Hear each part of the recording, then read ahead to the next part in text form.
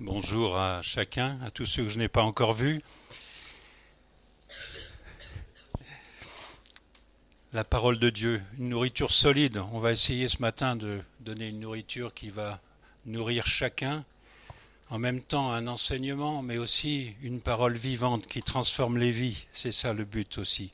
Comprendre la parole, mais aussi que cette parole puisse nous amener dans la dimension dans laquelle le Seigneur veut nous amener. La dernière fois que nous avons eu l'occasion de partager, on avait parlé de Jacob, un homme particulier, souvent mal jugé, et sa vie est tellement riche d'expériences. Le livre de la Genèse lui consacre près de 15 chapitres, 14 je crois, sur les 50. Donc on va encore reparler de Jacob ce matin. On va aller un peu plus loin dans l'expérience de vie de Jacob.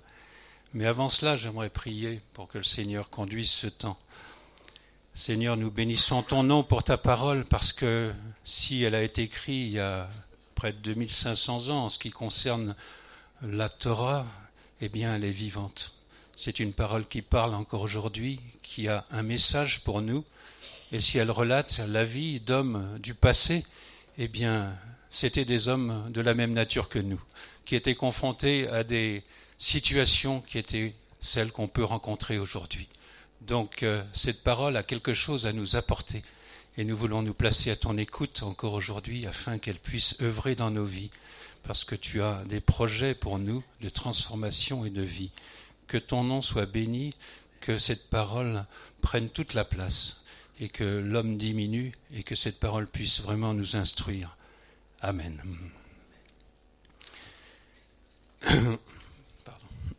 Tout d'abord, un petit rappel sur ce qu'on a étudié la dernière fois, pour ceux qui n'étaient pas présents. On a vu que Rebecca a mis au monde deux jumeaux, l'aîné qui s'appelait Ésaü, le cadet qui s'appelait Jacob. Le père était Isaac. On a vu aussi que contrairement à certaines idées reçues, Jacob n'était pas un mécréant, un magouilleur, mais c'était un homme qui était intègre devant Dieu. Et Dieu fera lui-même cette remarque concernant Jacob. Il dira dans le livre de Malachie, au 1er chapitre, au verset 2, « Eh bien, j'ai aimé Jacob et j'ai eu de la haine pour Ésaü. » Donc Dieu donne des qualités à Jacob. Et Dieu, vu sa nature, ne peut pas parler en bien d'un homme qui serait un mécréant ou qui serait un magouilleur. On sait que dès avant la naissance de Jacob et de Ésaü, Dieu avait dit à Rebecca, la mère, que le plus jeune, c'est-à-dire Jacob, serait celui qui hériterait de la bénédiction. C'était une prophétie qu'avait reçue la mère des deux enfants. On a vu aussi que Ésaü était un chasseur vagabond, un homme indépendant, charnel, qui vivait sa vie, mais qui n'était pas attaché à sa famille. On a vu par contre que Jacob, lui, était un homme qui craignait Dieu, pour qui les choses de Dieu étaient importantes, et qu'il a fait de sa vie, il a vécu sa vie en tant que berger, qui était la profession de ses parents. Il avait rejoint le milieu social de sa famille, il a grandi et il est resté dans ce contexte familial. Il est devenu donc berger comme Isaac, son père, et Abraham, son grand-père. On a vu d'autre part que le péché de Jacob, c'était celui d'avoir trompé son père. Il avait extirpé la bénédiction paternelle associée au droit d'aînesse au moyen d'un subterfuge que sa mère Rebecca avait mis au point. Et puis Ésaü, furieux après cela, avait voulu le tuer. Et il avait ce projet de le tuer. Et c'est comme ça que Jacob, sur les conseils de sa mère, est parti. Il est parti où ça ? Il est parti à Padam Aram, qui est le lieu où habitait le frère de Rebecca, Laban, donc l'oncle de Jacob. Padam Aram est en fait une région qui est située à la frontière entre la Syrie et la Turquie moderne, donc en Mésopotamie, dans le nord-ouest de la Mésopotamie, entre le Tigre et l'Euphrate. Il y a environ 750 kilomètres entre Beersheba, où habitait Jacob, et ce lieu de Padam Aram. Donc ça vous donne une idée du trajet qu'a fait Jacob quand il est parti de chez lui pour aller chez son oncle. Isaac avait finalement accepté de donner la bénédiction abrahamique à Jacob quand il est parti. En dépit de Dieu avait choisi, on l'a vu, Jacob, mais Isaac voulait donner cette bénédiction à son frère Ésaü. Et finalement, quand Jacob est parti, il a reçu la bénédiction de son père. On a l'habitude de voir, donc Jacob part, on a l'habitude de voir Jacob comme un jeune homme quand il part, entre les 20 et 30 ans. Mais en fait, il est beaucoup plus âgé. Si on regarde les décomptes dans la parole de Dieu, tout ce que la Bible nous donne comme date et comme âge, on voit que c'est un homme qui avait 77 ans, loin d'être un jeune homme. Et lorsque Jacob va partir, eh bien, Dieu va se manifester à lui. Il va se manifester au travers d'un songe, tout d'abord, et par le renouvellement de la promesse qu'il avait faite à Abraham. Et on lit dans Genèse 28, versets 12 à 15. Genèse 28, versets 12 à 15. Je vais lire le texte. Il eut un songe, et voici une échelle était appuyée sur la terre, et son sommet touchait au ciel. Et voici les anges de Dieu montaient et descendaient par cette échelle. Et voici l'Éternel se tenait au-dessus d'elle, et il dit, « Je suis l'Éternel, le Dieu d'Abraham, ton père, et le Dieu d'Isaac. La terre sur laquelle tu es couché, je la donnerai à toi et à ta postérité. Ta postérité sera comme la poussière de la terre.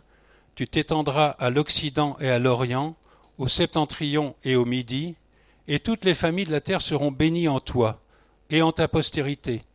Voici, je suis avec toi, je te garderai partout où tu iras, et je te ramènerai dans ce pays, car je ne t'abandonnerai point, que je n'ai exécuté ce que je te dis. » Voilà la révélation de Dieu qu'a Jacob lorsqu'il quitte son pays. C'est la première rencontre qu'il fait avec Dieu, en fait, et il a cette révélation. Alors, quelques précisions par rapport au songe qui est donné dans Genèse 28, verset 12. En fait, ce qui a été traduit par échelle, c'est en fait un escalier. Donc, ce n'est pas une échelle qui monte, c'est un escalier qui monte de la terre au ciel. Maintenant, la présence de l'Éternel qui est au sommet de cet escalier, eh bien, c'est la Shekinah, vous savez, la gloire de Dieu qui se manifestera plus tard lorsque le peuple d'Israël va se déplacer dans le désert sous la forme d'une nuée le jour et d'une lumière la nuit. Donc c'est cette manifestation de la présence de Dieu qui est au sommet de l'escalier. Les anges qui montent et qui descendent, les anges de Dieu, eh bien ils apparaissent 2 fois dans le livre de la Genèse. Une fois à ce moment-là, quand Jacob part, et puis une autre fois quand il va revenir au pays. C'est les 2 seules fois où ces anges sont mentionnés dans la parole de Dieu. Donc Genèse 28, verset 12, et Genèse 32, verset 1, lorsque Jacob revient. Quelques précisions concernant le renouvellement de l'alliance avec Abraham, qui est donné, on vient de le lire, dans Genèse 28, versets 13 à 15. C'est une alliance qui a été faite avec Abraham et qui a été confirmée à Isaac. Ici, elle est reconfirmée à Jacob, ce qui élimine d'emblée la descendance, la lignée d'Ésaü. Donc Dieu confirme que Jacob est celui qui reçoit la bénédiction de l'alliance qui va être dans cette lignée messianique qui va conduire jusqu'au Messie. Elle concerne aussi cette alliance non seulement Abraham, Isaac et Jacob, mais aussi la descendance de ces 3 patriarches, c'est-à-dire le peuple juif tout entier. Elle n'est pas limitée dans le temps, donc elle est encore valable de nos jours. Elle s'applique encore à nos jours. Alors, quels sont les aspects de cette alliance ? Il y a la promesse de la terre extrêmement contestée de nos jours, comme vous le savez. C'est une terre qui est absolument contestée, mais Dieu donne cette terre à Israël. Simplement, ce qu'il faut savoir, c'est qu'il y a une différence entre posséder et jouir de. La terre était donnée par Dieu à Israël, mais la jouissance de la terre dépend de la fidélité, de l'obéissance d'Israël. On voit qu'au travers des siècles, par la suite, eh bien, Israël sera jugé par Dieu parce qu'il y aura désobéissance. Israël sera emmené en captivité, Israël sera déporté, sera jugé au travers de sanctions de cette nature, donc ne possédera jamais réellement la terre qui lui avait été donnée par Dieu. Cette jouissance complète de la terre viendra, c'est une promesse, et elle va venir. Elle va venir quand le peuple d'Israël va, au niveau national, se repentir et se convertir en reconnaissant Jésus comme étant le Messie d'Israël. Et à ce moment-là, eh bien, ils rentreront, étant au bénéfice de cette nouvelle alliance, ils vont rentrer pleinement dans la possession de la terre parce qu'ils vont rentrer dans l'obéissance. Quand on va en Israël de nos jours, je suis allé il n'y a pas longtemps, on est effaré de voir combien ce peuple est loin de leur Dieu. Mais Dieu a un projet, un plan, et il accomplira ce plan au temps voulu. Donc cette terre, à un moment donné, ne sera plus contestée et Israël rentrera pleinement dans la possession. D'autre part, il est promis à Jacob une postérité. Ça veut dire que dans son pèlerinage, dans son voyage, il va trouver une épouse qui va lui assurer cette postérité. Il est dit aussi que les nations seront bénies en sa postérité. Elles trouveront le salut au travers de Jésus, le Messie. Nous sommes ici ce matin, ce n'est pas un hasard. Nous avons rencontré le Messie Jésus, Messie juif, issu de la descendance d'Abraham, d'Isaac et de Jacob. Quand on lit la généalogie de Marie, qui est la mère de Jésus, dans l'évangile de Luc au chapitre 3, eh bien, si on regarde le détail de cette généalogie, dans Luc 3, verset 34, on trouve que Marie est bien la descendante d'Abraham, d'Isaac et de Jacob. Donc la promesse est assurée, a été accomplie. D'autre part, Jacob reçoit la promesse d'une protection personnelle, l'assurance d'être ramené dans le pays. Eh bien, c'est une promesse qui s'étend aussi au peuple d'Israël. On voit que malgré toutes les souffrances, les persécutions au travers des âges, eh bien, le peuple d'Israël est toujours existant. Et on sait que le Seigneur a le projet de ramener son peuple dans cette terre d'Israël. On en est du reste témoin, on voit de nos jours le retour des Juifs en terre d'Israël. Alors, l'épopée de Jacob à Padam Aram chez son oncle. Eh bien, Jacob va passer au total 20 ans chez son oncle, vous savez peut-être. Et ces années, ça va être un temps de châtiment et un temps d'épreuve. Jacob va être testé. Le châtiment de Dieu d'abord parce que Dieu dans sa parole nous dit, par exemple dans Exode 34 verset 7, qu'il ne tient pas le coupable pour innocent. Certes, c'est un Dieu d'amour, on le sait, qui pardonne les péchés, mais c'est aussi un Dieu saint qui exerce sa justice. Et il va châtier Jacob pour avoir trompé son père. Alors on va lire un texte dans Genèse 29, versets 15 à 30. Genèse 29, versets 15 à 30, qui parle justement de cette première tromperie que va exercer Laban envers Jacob. Je vais lire le texte. Puis Laban dit à Jacob, « Parce que tu es mon parent, me serviras-tu pour rien ? Dis-moi quel sera ton salaire. » Or Laban avait 2 filles. L'aînée s'appelait Léa et la cadette Rachel. Léa avait les yeux délicats, mais Rachel était belle de taille et belle de figure. Jacob aimait Rachel, et il dit, « Je te servirai 7 ans pour Rachel, ta fille cadette. » Et Laban dit, « J'aime mieux te la donner que de la donner à un autre homme. Reste chez moi. » Ainsi Jacob servit 7 années pour Rachel, et elles furent à ses yeux comme quelques jours, parce qu'il l'aimait.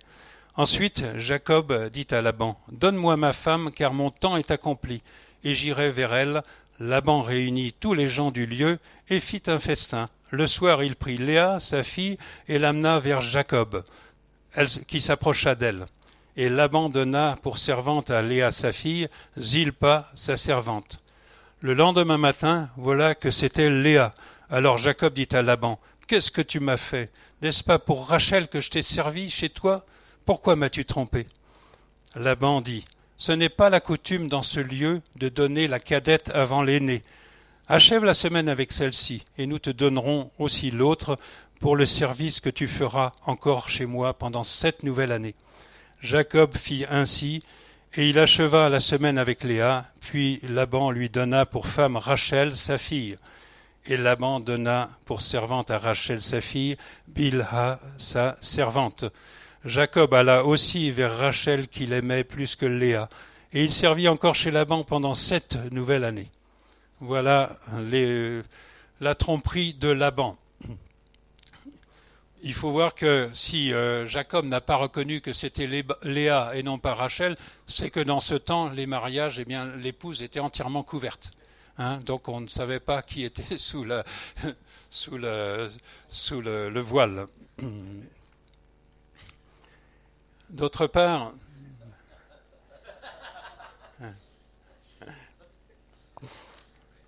part, on voit plus tard dans la Torah, dans le Lévitique, par exemple, dans le Lévitique 18, qu'il n'était pas permis d'épouser la sœur de son épouse. Quand on avait plusieurs épouses, eh bien, il n'était pas permis. Mais on est avant la Torah, donc c'était une chose qui était admise d'épouser, eh bien, la sœur de sa femme. Donc il n'y avait pas d'opposition à ce que Jacob épouse Rachel après avoir épousé Léa. Et on voit que, eh bien, c'est l'histoire du trompeur trompé. On a vraiment des similitudes, on va le voir, entre la tromperie qu'a exercée Jacob vis-à-vis de son père Isaac et cette tromperie que va exercer Laban envers Jacob. Il y a des similitudes. Tout d'abord dans la tromperie de Jacob avec son père. Isaac était aveugle, c'est comme ça qu'il a pu se jouer de son père. Et ici, eh bien, c'est la nuit de noces, donc il fait nuit et Jacob lui-même ne voit pas ce qui se passe. Donc il est aussi dans une situation où il ne voit rien, comme son père. Jacob a trompé en se faisant passer pour le plus âgé. Il s'est fait passer pour Ésaü, vous vous souvenez. Mais ici, eh bien, Jacob attendait pour épouse Rachel, la plus jeune, et en fait, il va recevoir l'aînée, Léa, la plus âgée. Isaac pensait que Jacob était Ésaü. Eh bien, Jacob pensait que Léa était Rachel. Vous voyez les similitudes entre les deux situations. Et enfin, Jacob s'est fait passer pour le fils aîné lui-même, et Léa s'est fait passer pour la cadette. Donc, c'est vraiment l'histoire du trompeur trompé. Et je pense que Jacob a compris que Dieu était dans ce scénario. Le temps de l'épreuve, il va durer 20 ans. Et Jacob va servir donc 20 ans son oncle Laban. Ça a été l'école de la patience, vous êtes d'accord? Il va servir 14 ans pour ses 2 épouses, et puis ensuite il va travailler 6 années supplémentaires. Au départ, il était parti pour travailler 7 ans, pour avoir Rachel pour épouse. Et en fait, avec tout ce qui s'est passé, eh bien, il a travaillé au total 14 ans pour ses épouses et 6 ans ensuite, parce que on verra que Laban lui a demandé de rester pour travailler encore avec lui. Ça a été pour Jacob aussi l'école de l'intégrité.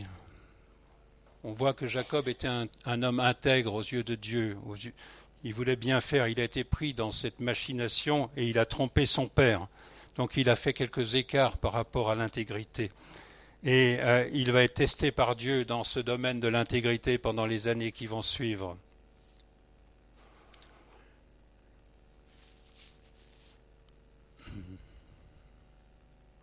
Et quand Jacob, une fois ce séjour chez Laban terminé, il va faire valoir l'intégrité qui a été la sienne dans le service de son oncle. Par exemple, devant ces 2 femmes, devant donc Léa et Rachel, il va plaider cette intégrité. On le lit dans Genèse 31, verset 7.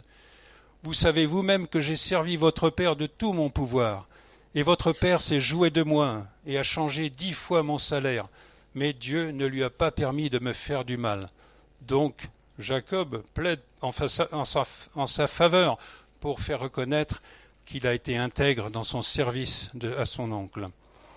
Il va aussi plaider cette intégrité lorsqu'il va rencontrer Laban au moment où il va partir, où il va s'enfuir. Dans Genèse 31, versets 38 à 39, il va le dire, alors que Laban lui demande « Mais pourquoi tu t'en vas comme ça sans me dire au revoir ?»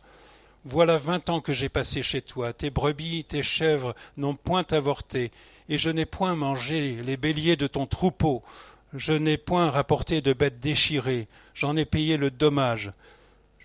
Tu me redemandais ce qu'on me volait de jour et ce qu'on me volait de nuit.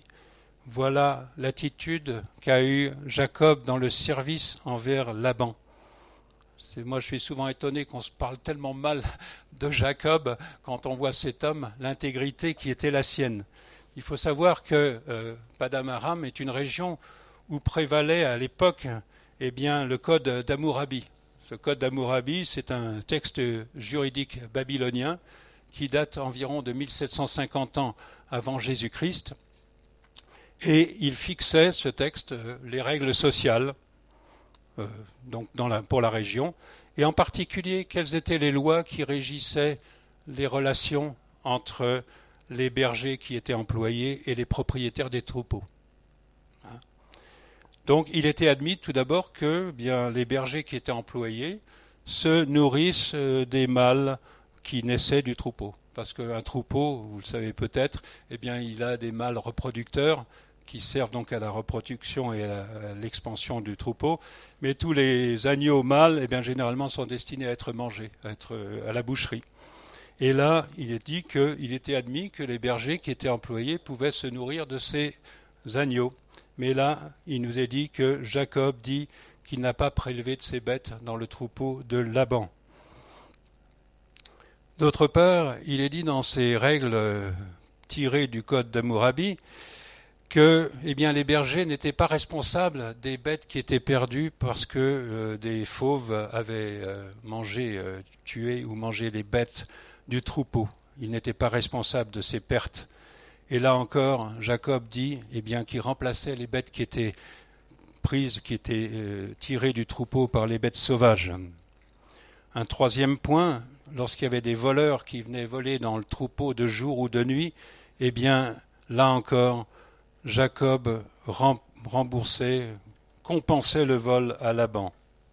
Donc Jacob était vraiment un homme intègre, et il l'a montré dans son service envers Laban.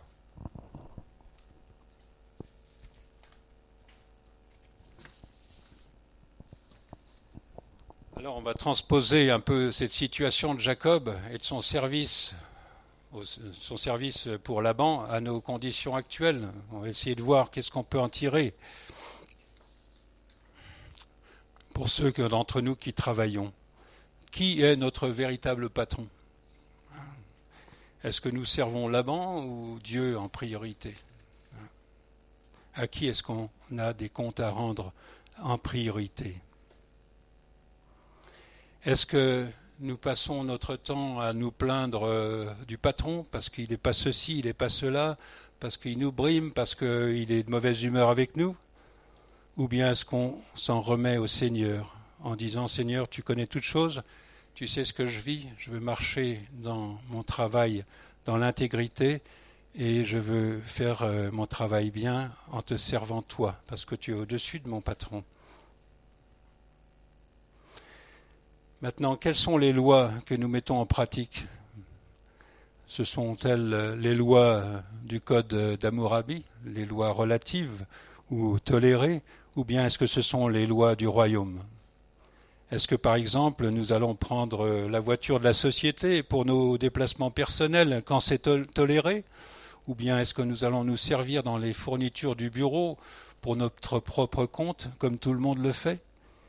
Quelles sont les lois qui régissent notre comportement ? À qui est-ce qu'on rend compte ?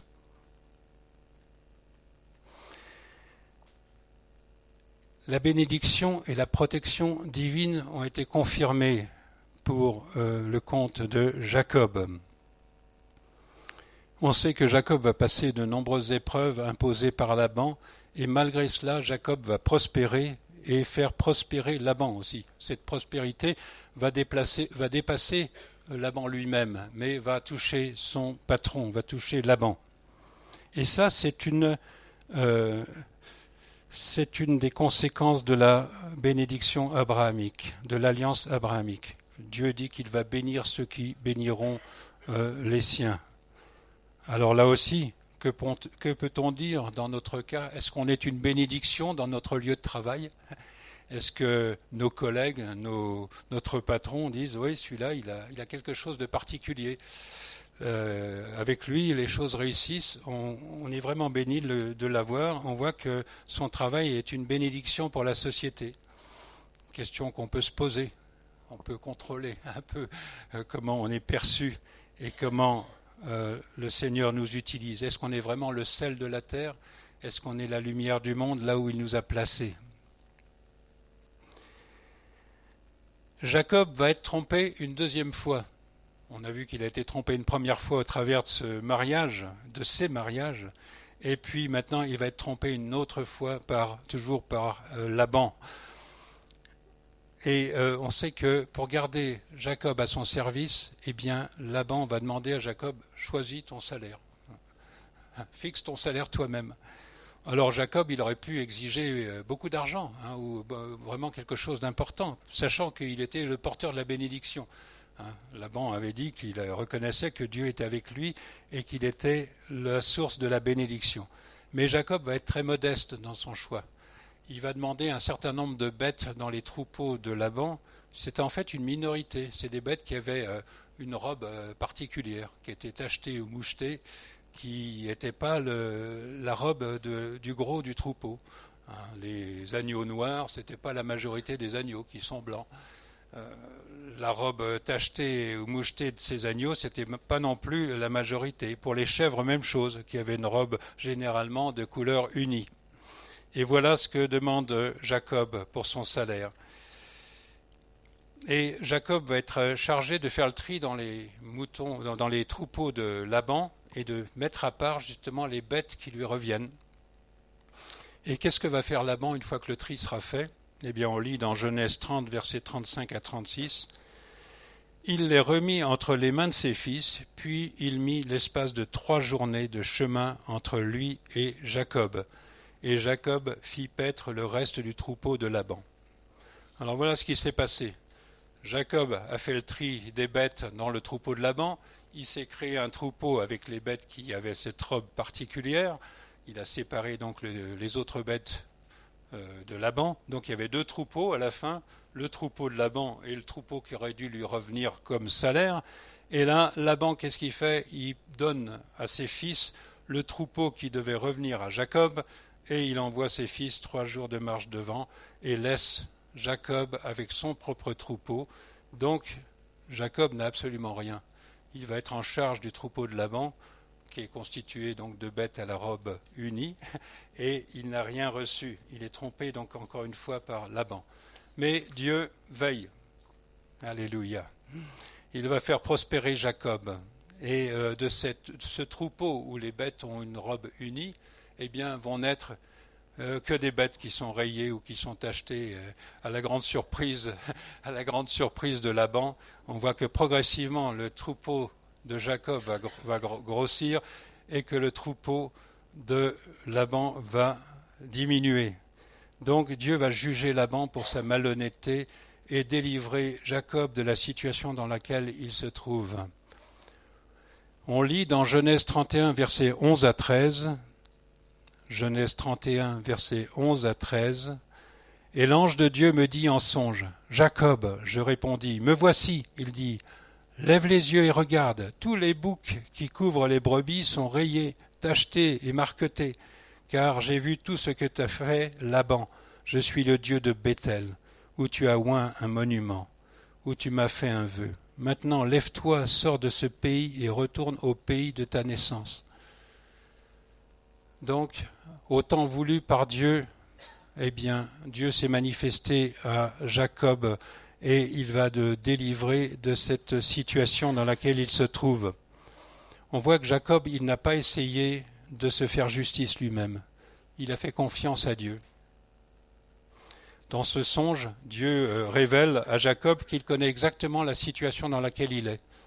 Dieu n'est pas absent, il est absolument au courant des injustices dont il a été victime, Et il se révèle aussi comme le Dieu qui lui fait justice. Dieu va intervenir d'autre part, et un temps de changement est arrivé pour Jacob. Alors, dans nos situations, comment ça se passe ? Est-ce que dans l'épreuve, nous avons la foi que Dieu est aux commandes de nos situations ? Qu'il connaît les épreuves et les injustices qui sont les nôtres ? Est-ce que nous avons foi en Dieu ? Est-ce que nous laissons Dieu faire justice lui-même, au temps voulu, comme il le veut ? Ou bien est-ce que, à la première occasion, nous réagissons et nous commençons à vouloir nous rendre justice nous-mêmes ? Dans les situations d'épreuve, qu'elles soient dans le cadre familial, dans le cadre de la santé, du travail ou autre, est-ce que nous avons tenu bon jusqu'au bout, sachant que Dieu est en contrôle, a le contrôle de cette situation ? Est-ce que nous avons attendu le temps de Dieu, que Dieu intervienne ? Et avons-nous, à la fin du temps d'épreuve, entendu Dieu nous dire « C'est bon, tu as été fidèle, tu as patienté, tu as attendu mon secours. Eh bien voilà, mon secours arrive. Je prends la situation en main et je vais faire toute chose nouvelle, je vais changer ta situation. » Jacob, lui, il a tenu bon, ça a duré 20 ans. Ce n'était pas une période très courte. Mais Dieu va accomplir cette promesse qu'il lui avait faite de le ramener chez lui. Et alors, il a 97 ans, il est parti, vous vous souvenez, il avait 77 ans, 20 ans, 97 ans. Et alors qu'il va s'orienter, qu'il va repartir chez lui, eh bien, c'est l'occasion d'une nouvelle expérience spirituelle forte avec Dieu. Il va rencontrer à nouveau Dieu dans une expérience tout à fait étonnante. Vous vous souvenez le passage, on ne va pas en parler plus que ça, mais ce passage de Péniel, où il va combattre contre l'ange de l'Éternel.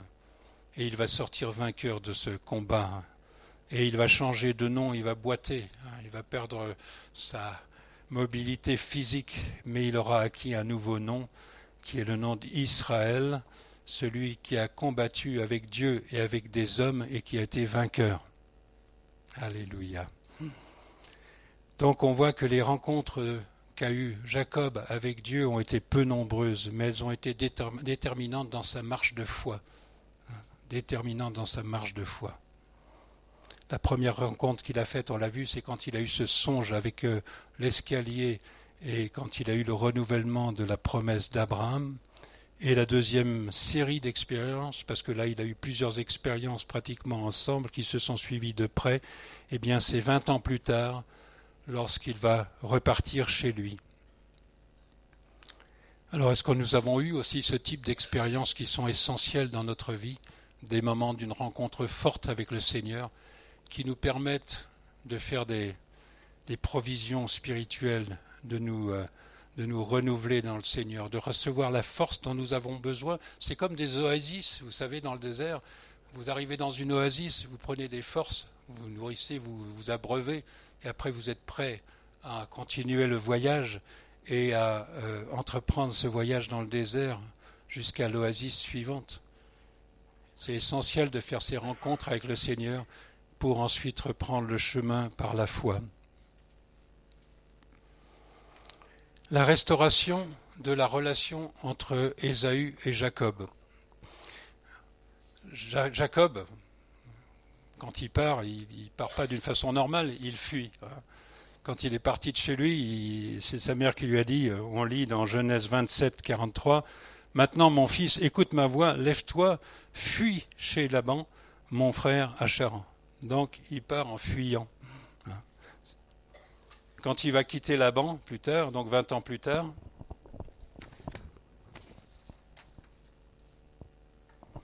on lit, alors je retrouve la référence, dans Genèse 31, verset 21, « Il s'enfuit avec tout ce qui lui appartenait. Il se leva, traversa le fleuve et se dirigea vers la maison de Galaad. » Donc, Jacob, il ne part pas d'une façon normale, il s'enfuit. Il a besoin vraiment de guérison. Et le Seigneur va se charger de le guérir. Il dira, Jacob, Dans Genèse 31, verset 31, il va justifier sa fuite devant Laban. Il dira « J'avais de la crainte à la pensée que tu m'enlèverais peut-être tes filles. » Donc on voit que le comportement de Jacob, il est dicté par la peur. Il fuit de chez lui et il fuit quand il quitte son beau-père. Et donc le Seigneur va guérir Jacob de ses peurs. La thérapie utilisée par le Seigneur pour guérir dans ces situations, eh bien, c'est de replacer la personne, dans la situation qui avait engendré la peur. Et il va demander justement à Jacob de retourner dans sa maison et de rencontrer, de faire face à son frère. On lit dans Genèse 31, verset 3, « Alors l'Éternel dit à Jacob, retourne au pays de tes pères et dans ton lieu de naissance, et je serai avec toi. » La différence, c'est que Jacob va retourner dans cette situation qu'il avait quittée par la peur en fuyant, mais cette fois-ci, le Seigneur lui dit « Je serai avec toi ». Ça change absolument tout. Et là, Jacob encore, je trouve qu'il est assez admirable, il l'obéit. Bien qu'il soit rempli de peur de retrouver son frère, il va obéir. Et il va obéir en préparant toute une série de stratagèmes pour aborder son frère. Donc il va d'abord, premier stratagème, il va envoyer des serviteurs accompagnés d'un troupeau pour, il y a une série de serviteurs qui vont se suivre avec des troupeaux différents dans le but d'apaiser le cœur d'Ésaü. On lit un de ces exemples dans Genèse 32, versets 17 à 18. « Quand Ésaü, mon frère, te rencontrera et te demandera « À qui es-tu ? Où vas-tu ? Et à qui appartient ce troupeau devant toi ? Tu répondras « À ton serviteur Jacob, c'est un présent envoyé à mon seigneur Ésaü, et voici, il vient lui-même derrière nous. » Donc, Jacob prépare le terrain de la rencontre en donnant à son frère des cadeaux et en laissant entendre que, eh bien, il arrive derrière. Le deuxième stratagème qu'il va utiliser, eh bien, il va diviser ses possessions et ses gens en deux groupes au cas où ça tournerait mal. Il prend des mesures préventives. Et on lit dans Genèse 32, versets 7 à 8, Jacob fut très effrayé et saisi d'angoisse, parce que là, il vient d'apprendre que Ésaü vient à sa rencontre avec 400 personnes. Donc, il panique. Il partagea en deux camps les gens qui étaient avec lui, les brebis, les bœufs et les chameaux, et il dit, si Ésaü vient contre l'un des camps et le bat, le camp qui restera pourra se sauver. Donc, il prépare les arrières, là. Et puis, troisième stratagème que Jacob va utiliser, eh bien, il va s'abaisser devant son frère. Dans Genèse 33, verset 3, on lit « Lui-même passa devant eux », donc Jacob n'est pas un trouillard, bon, il a peur, mais il se place devant tout le monde, et il se prosterna à terre 7 fois jusqu'à ce qu'il fût près de son frère. On avait lu dans Genèse 32, verset 18, que Jacob donne le titre de Seigneur à Ésaü. Et il se prosterne 7 fois devant son frère. On voit que la peur ici de Jacob lui fait oublier ou renier quelle est son élection. Vous vous souvenez que l'élection, elle est sur Jacob. La bénédiction et le choix de Dieu a été porté sur Jacob. Et là, face à la peur, eh bien Jacob oublie sa position d'autorité, sa position d'élu par rapport à son frère qui lui a été écarté. Et il va se prosterner 7 fois devant lui et il va traiter son frère de Seigneur, alors que c'est lui qui est le Seigneur et c'est devant lui que son frère devrait se prosterner. Mais, malgré tout ça, Jacob va avancer et va aller à la rencontre de son frère. Et on lit dans Genèse 33, verset 4, « Ésaü courut à sa rencontre, il l'embrassa, se jeta à son cou et le baisa, et ils pleurèrent. » Voilà le travail de la réconciliation, de la restauration d'une relation brisée dans lequel le Seigneur se trouve. Le Seigneur a demandé à Jacob de retourner chez lui. mais il lui a dit « Je serai avec toi ». Et il a préparé le cœur d'Ésaü afin que cette rencontre soit une réelle restauration. Alors, est-ce qu'on a vécu de telles restaurations nous-mêmes, de situations qui étaient brisées et qui ont connu une restauration? Est-ce que le Seigneur nous a demandé déjà de faire face à des situations de cette nature, des situations brisées, et qui ont demandé de notre part une démarche de foi, en disant « Seigneur, c'est ce que tu me demandes, eh bien je vais obéir, parce que tu m'as dit que tu serais avec moi ». Est-ce que la peur nous a fait oublier qui nous sommes en Christ, l'élection qui est sur nous, les projets qui sont de Dieu sur nos vies? Est-ce qu'on est là à trembler, quand le Seigneur nous demande de bouger dans une situation? Est-ce qu'on oublie quel est l'appel qui est sur nos vies et quels sont les projets du Seigneur sur nos vies? Voilà. J'aimerais donner juste un petit témoignage personnel qui va dans ce sens, si vous le permettez. Pour ma part, moi j'ai eu une relation très difficile avec mon père. C'était un homme qui s'était réfugié dans son travail. Il aimait ses enfants, enfin il les aimait dans la mesure où il pouvait, en fonction de ce qu'ils étaient capables de faire. Donc c'était pas un amour inconditionnel, c'est tu fais bien, alors j'ai une attention particulière pour toi. Et puis en plus, il cachait un certain nombre de faiblesses derrière une attitude extrêmement autoritaire. Vous voyez, là, il y a tous les ingrédients pour un enfant pour développer de la crainte, de l'amertume et du mépris envers son père. Et c'est ce que j'ai développé. Pendant plusieurs années, après avoir rencontré le Seigneur, toutes ces pensées de mépris, d'amertume demeuraient dans mon cœur. Et je disais au Seigneur, mais pourquoi ces choses demeurent dans mon cœur? Je suis avec toi depuis plusieurs années, tu as guéri déjà un certain nombre de choses. Pourquoi cette attitude vis-à-vis de mon père dure encore? Et le Seigneur travaillait mon cœur. Il a commencé vraiment à me montrer mon père différemment. Et j'ai vu que j'étais plus cet enfant il n'y avait plus en moi cet enfant qui réclamait un père, mais le Seigneur m'a montré mon père comme étant un homme avec ses frustrations, ses problèmes, ses difficultés, mais qui avait fait ce qu'il pouvait pour ses enfants. Il avait fait ce qu'il était capable de faire. Et puis à un moment donné, il m'a dit Philippe, tu vas aller voir ton père et tu vas lui demander pardon. J'habitais dans la région de Lausanne à l'époque et lui habitait à Saint-Germain-en-Laye en banlieue parisienne et je suis allé et je suis parti, j'ai pu me libérer 48 heures que j'ai passé entièrement avec lui. Personne n'est venu nous déranger, on a pu avoir 2 jours ensemble. C'était un homme déjà passablement âgé qui avait besoin qu'on l'aide, donc j'ai pu l'aider, disons, et puis vraiment le Seigneur m'a donné de la compassion pour lui. Et à ce moment-là, dans la discussion, à un moment donné, j'ai dit à mon père, « Papa, je te demande pardon. Je t'ai méprisé, je t'ai jugé, j'ai été dur avec toi dans bien des cas, mais je sais que tu es quelqu'un qui a essayé de faire le maximum pour tes enfants. Alors je te demande pardon. » Et cette démarche n'a pas été beaucoup plus loin que ça, si vous voulez.